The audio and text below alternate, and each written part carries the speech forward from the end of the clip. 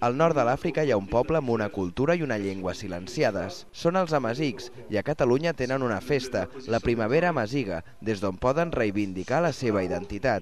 No estan sols en aquesta tasca. Linguamont Casa de les Llengües, mitjançant l'Observatori Linguamont de la Llengua Amaziga, organitza aquestes jornades i treballa perquè l'amazic tingui reconeixement a nivell internacional. Queda molt per fer, encara podríem dir que és un reconeixement molt tímid i bastant precari.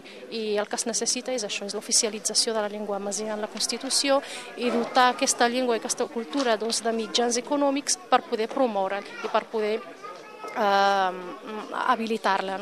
L'eix central de la jornada ha estat la taula rodona d'especialistes que ha debatut sobre l'afectació que tindran les revoltes del nord d'Àfrica sobre la cultura amaziga.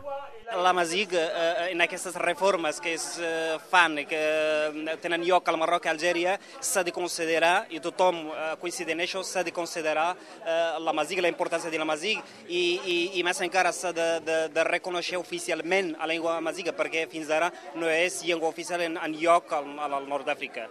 Aquestes són les conclusions d'un acte que ha estat presentat per la cap de programes de Linguamont, Marta Xirinacs, que ha fet una crida a la responsabilitat personal per mantenir vives les llengües i ha recordat que els idiomes poden conviure junts en un mateix indret sense problemes. També hi ha hagut espai per a la literatura i la música, en la que ha estat ja la 10a edició de la Primavera Amaziga.